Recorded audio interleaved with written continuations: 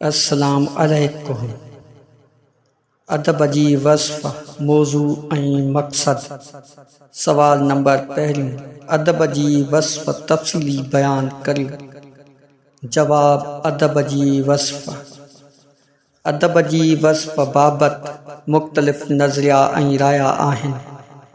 कंहिं अदब खे ज़िंदगीअ जो अक्स कोठियो आहे जेको हिक शख़्सी मिज़ाज जे आईने में नज़र अचे।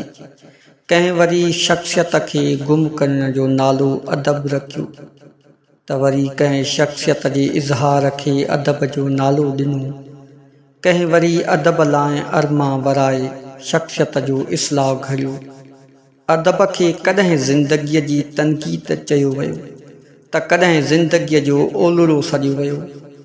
कंहिं अदब खे ज़िंदगीअ जो गुल ऐं मेवो सॾियो त कंहिं अदब खे ज़िंदगीअ जी इमारत जी सूंह कोठियो।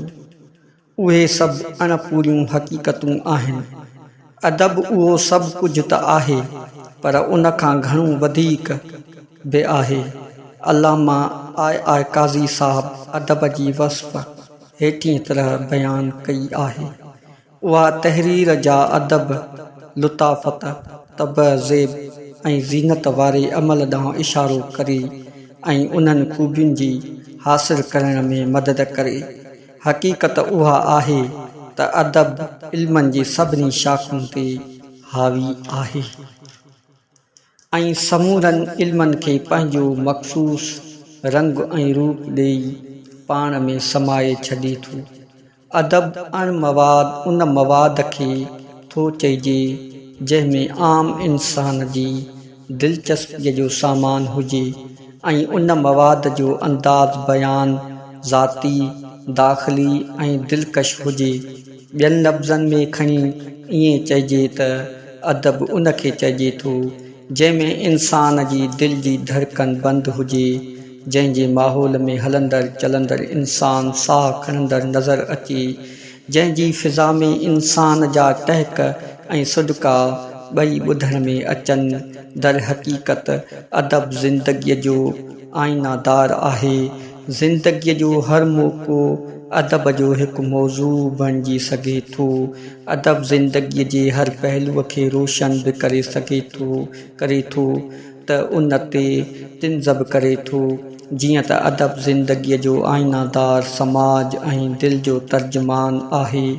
उन करे अदब सां ई क़ौम जी सियासी, समाजी, इख़लाक़ी, मज़हबी, इन्फ़िरादी ऐं इज्तिमाई ज़िंदगीअ जो अंदाज़ो लॻाए सघिजे थो।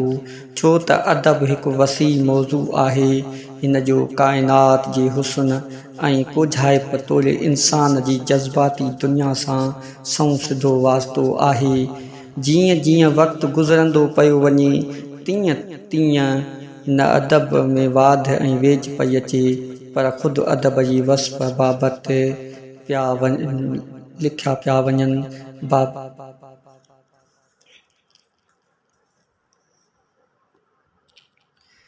जाग्राफ़ीअ खां वठी साइंस जे मौज़ूअनि ॾे इशारे तौरु सम्झायो आहे त अदब फ़क़ति उहो आहे जंहिंजो कंहिं बि तारीख़ी ऐं टेक्निकी इल्म सां न, पर उन जे जज़्बाती दुनिया ऐं इंसान जे मसइलनि सां वास्तो आहे।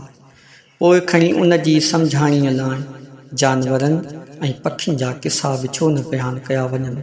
अदब खे वाज़े तौरु ॾिसण लाइ उन खे ज़िंदगीअ जो तफ़सील बि चयो वञे थो।